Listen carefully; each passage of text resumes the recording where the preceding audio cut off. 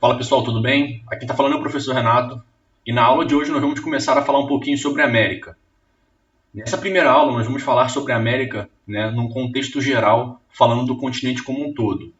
Mas a partir das próximas aulas nós falaremos de cada uma das sub-regiões da América, que nós vamos utilizar a América anglo-saxônica e a América latina. Mas isso a gente vai entrar um pouquinho mais à frente. Para a gente poder entender o continente americano, a gente precisa entender um pouco da história do continente americano e de suas características naturais mais gerais. Então, para a gente poder entender o que significa América, a gente tem que retomar ao processo das grandes navegações, onde a América foi teoricamente descoberta por aquele grande navegador conhecido como Cristóvão Colombo, que deu esse nome de América em nome de um outro famoso navegador chamado Américo Vespúcio. Então, apesar da gente acreditar que existia novas populações e que existem teorias que comprovam que outros povos chegaram aqui na América antes, utiliza-se esse termo descobrimento da América através da chegada de Cristóvão Colombo. Só que Cristóvão Colombo, assim como Pedro Álvares Cabral, quando chega aqui no Brasil, acreditava que estava chegando nas Índias, por isso que ele dá esse nome dos povos nativos de indígenas, pois acreditava que estava chegando nas Índias. Então, para a gente poder entender um pouquinho da América, a gente precisa retomar esses conceitos para a gente poder entender, porque quando a gente for falar um pouquinho de colonização, nós vamos retornar essa noção histórica, que está associada às grandes navegações e à ideia de descobrimento ou invasão, como preferem outros. Então, para a gente poder falar um pouquinho das características gerais, a gente tem que entender que a América é um continente muito grande. É o segundo maior continente do planeta, perdendo apenas para a Ásia. É banhado por oceanos glaciais, pelo Oceano Atlântico, pelo Oceano Pacífico, a parte glacial ao norte. Então, nós temos uma grande variedade associada ao tamanho da América. O fato da América ter uma grande latitude de norte a sul, ou seja, o continente americano é o maior continente em termos de latitude, pois ele é o único continente que vai do extremo sul do planeta ao extremo norte do planeta. Isso a gente pode ver principalmente através dos trópicos. Nós temos o Trópico de Câncer, a linha do Equador, o Trópico de Capricórnio. Todas essas subdivisões nós conseguimos ver. Nós temos também ali o Círculo Polar Ártico lá em cima. Então a gente pode perceber que toda essa dinâmica, essa transformação e essa quantidade de latitudes diferenciadas faz com que o clima americano seja bastante diverso. E se o clima vai ser bastante diverso, nós vamos vivenciar aqui diversos tipos de vegetação, diversos tipos de relevo. Então, todas as questões pelo tamanho da América, nós podemos ver uma diversidade natural muito grande. Para a gente poder ter só uma noção, a gente pode perceber que além da latitude, nós podemos ver ali através do ponto mais ao sul e do ponto mais ao norte do continente, nós também temos uma extensa longitude, que abarca no sistema de fuso horários cerca de 8 fuso horários. Ou seja, nós temos uma grande longitude também. Então não é apenas a latitude que é bastante intensa e bastante grande e diferenciada no continente americano, a longitude também. Mas a diferença é que a latitude influencia diretamente na quantidade de sol recebida por cada um dos lugares, enquanto a longitude não tem essas questões associadas ao clima diretamente, mas tem outras questões associadas principalmente a fatos políticos, fatos econômicos, por causa do sistema de fuso horários, por causa do funcionamento do sistema de rotação e da conotação do dia e da noite. Então a gente vai ver isso mais à frente um pouquinho. Para a gente poder falar de América, como eu já disse no início da aula, nós temos a América, por ser bastante diversa, nós dividimos a América de algumas formas diferentes. E nós vamos escolher, para tratar as nossas aulas, uma outra forma de divisão da América. Mas uma das formas mais famosas de divisão da América é a da divisão fisiográfica, associadas à posição geográfica dos continentes,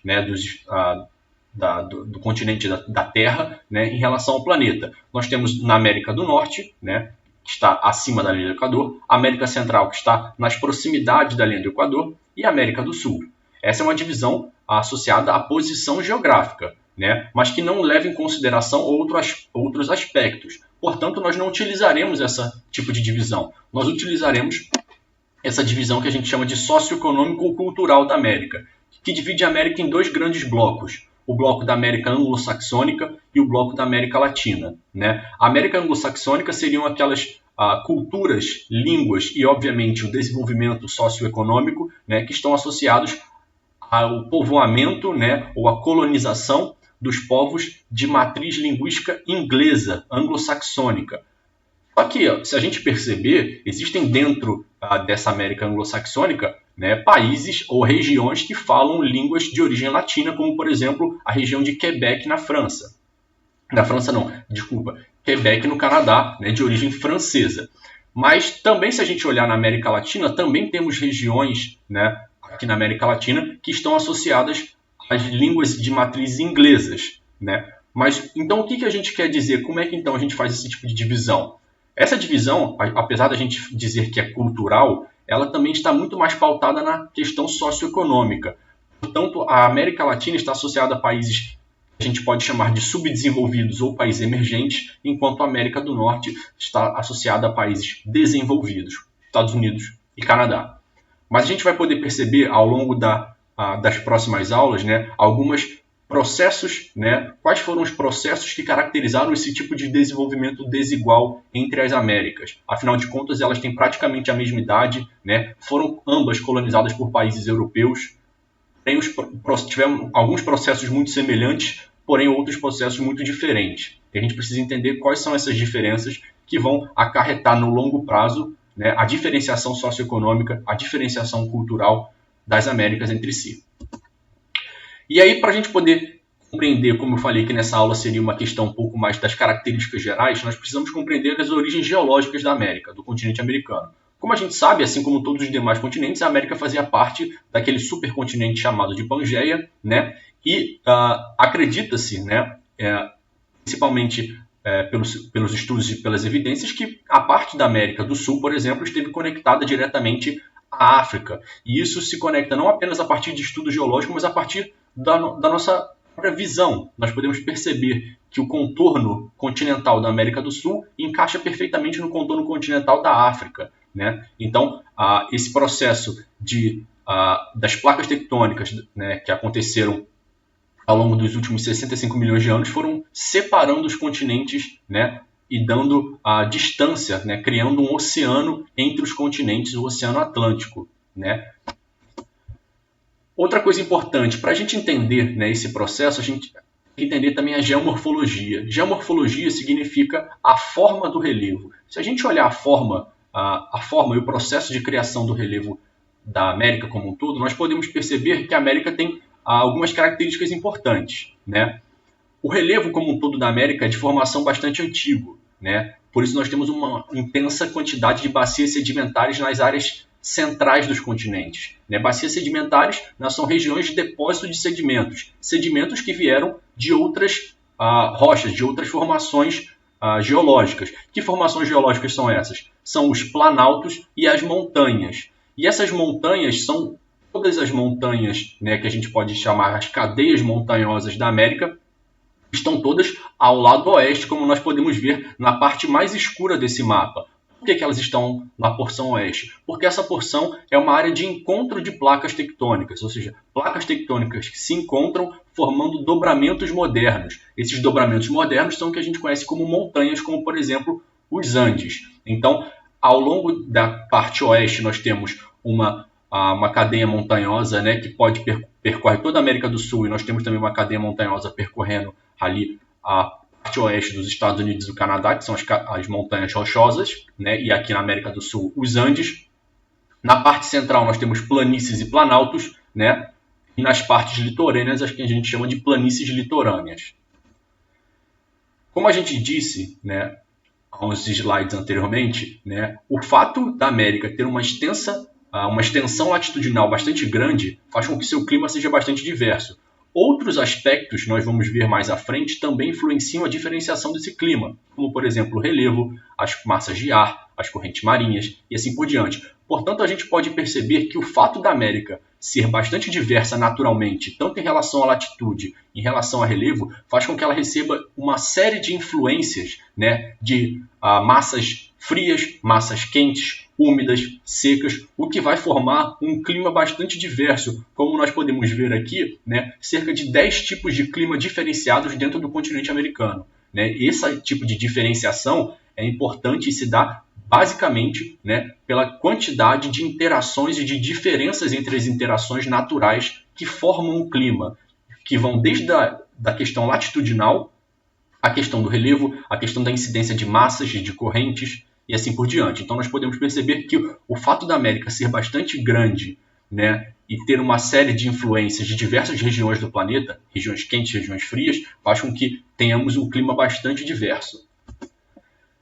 Dentro dessas características, nós podemos perceber que nós temos regiões com temperaturas quentes, né, e úmidas, nós temos regiões quentes e secas, nós temos regiões em que nós temos um frio muito acentuado, principalmente no norte do Canadá e também ao sul ali da Argentina e do Chile, né? Então nós temos toda uma série de climas diferentes. E quando a gente vê essa relação entre clima, nós também podemos ver uma diferença entre a vegetação. Afinal de contas, a relação de interdependência entre clima e vegetação é muito intensa, ou seja, o clima é um dos fatores primordiais, assim como o solo, né, para a formação de uma vegetação. Então, assim como abrigamos e temos uma diversidade climática muito grande associada ao nosso tamanho e ao número de interações, né, naturais que nós temos, nós também temos uma série de vegetações. Né? Nós podemos ver aqui, assim como a quantidade imensa de climas, né, que nós temos na América, nós também temos uma série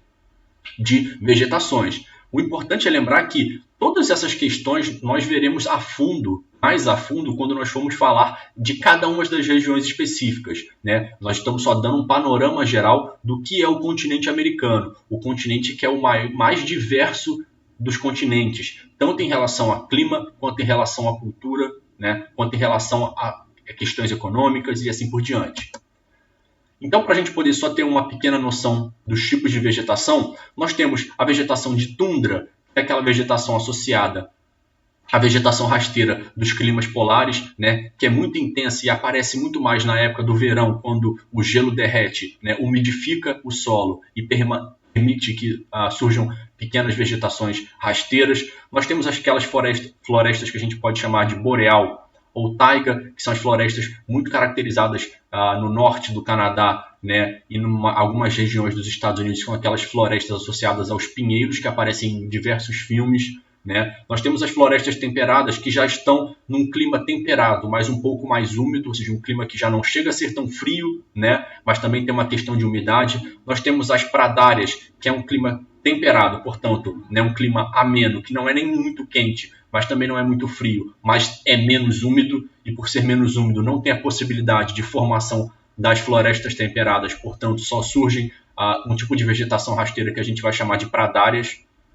Nós temos também vegetações desérticas, né, em diversas regiões da América como um todo, que está associada à falta de umidade, e isso não está necessariamente relacionado ao calor ou ao frio, né, porque nós temos, por exemplo, desertos que podem ter temperaturas bastante diversas ao longo do ano, mas uma coisa sempre será constante, a falta de umidade. Nós temos as savanas, que são uma faixa intertropical, né, geralmente associada a plantas rasteiras um pouco mais secas, ou seja, estamos dentro dos trópicos, né, das regiões mais úmidas, porém nas regiões mais continentais, mais para dentro dos continentes, portanto mais secas. E nós temos, obviamente, as florestas tropicais e florestas equatoriais, que são aquelas florestas densas, muito caracterizadas pela Amazônia, pela floresta atlântica aqui no Brasil. Quando a gente está falando de floresta, de relevo e de vegetação, a gente não pode também deixar de falar de hidrografia. Né? A gente sabe que nós temos aqui uma série de montanhas altas a oeste, né? E a partir do caminho do oeste para o leste, a declividade, ou seja, a elevação do relevo vai se diminuindo. Portanto, nós temos uma série de rios que correm de oeste para leste, né? E geralmente associados a grandes montanhas, né? Ou seja, locais muito altos, muito úmidos, ou pela presença de floresta, ou pela presença de neve, né? E essa neve pode derreter, né? E essa neve, ao derreter, vai criando um caminho, e esse caminho vai sendo alimentado pelas chuvas, geralmente associadas ao clima equatorial, ao clima tropical, à presença de floresta, né? Por que a presença de floresta? Porque essas florestas, elas transpiram através das árvores, né? A evapotranspiração, né? O que forma grandes quantidades de chuva que alimentam esses rios, né? Somados já ao processo de degelo, né? Em algumas regiões. Então nós temos aí diversas vertentes, né? Ou seja, vertentes são os caminhos. Nós temos as vertentes do Ártico, ou seja, dos rios que correm em direção ao Ártico, vertente do Pacífico, vertente do Golfo do México e vertente do Atlântico, ou seja, que correm, né, os rios associados às principais regiões. E aí, para a gente poder finalizar, nós precisamos falar das correntes marítimas, né, ou seja, as correntes que atuam diretamente aqui no clima, né, e tem associado também a questão da pesca. E é importante a gente entender que o fato também da América ser extensa latitudinalmente falando, né, ou seja, temos uma grande quantidade de terras de norte a sul, faz com que nós recebamos uma série de correntes. Correntes que vêm por virem dos diversos lugares, por virem do Ártico, do sul, do extremo norte ou da região central do planeta, elas carregam características de acordo com as suas regiões de origem. E essas características estão associadas ao calor, né? Portanto, as correntes frias e as correntes quentes, né, tanto as marítimas quanto as massas de ar também, elas carregam uma série de fatores que vão modificar o clima. E se modificarem o clima, afetam a vegetação, modificando o clima e afetando a vegetação, afetam diretamente a vida daqueles que vivem nestas regiões. Então, compreender, né,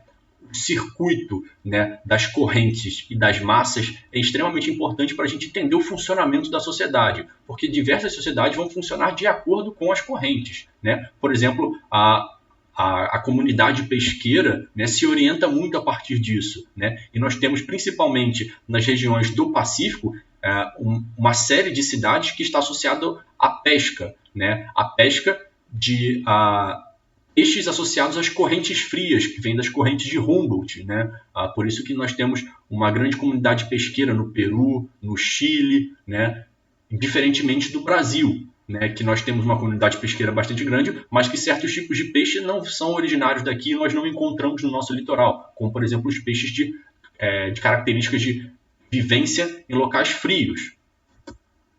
E aí, para a gente poder entender, a gente tem que entender que essas correntes agem diretamente na temperatura e na umidade. Por quê? Porque elas carregam as características, né? As correntes quentes vêm do Golfo, né? Ou seja, da parte central. Nós temos as correntes do Caribe, né? Também da parte central. E nós temos as correntes frias, por exemplo, que vêm do norte ou do sul. E essas correntes, né? Para a gente entender, por exemplo, a corrente de Humboldt, né? A corrente de Humboldt, também chamada de corrente do Peru, é uma corrente fria que banha o litoral oeste da América do Sul. O que acontece é que essas correntes, elas são ricas em plâncton, né? E quando elas trazem esse plâncton, né, acaba trazendo também uma série de peixes, né? O que fortalece, né, o que eu disse, a comunidade pesqueira, né, e vai estabelecer uma série de civilizações que vão dar origem às comunidades que vivem nas porções próximas aos Andes, né, no litoral e próximas aos Andes.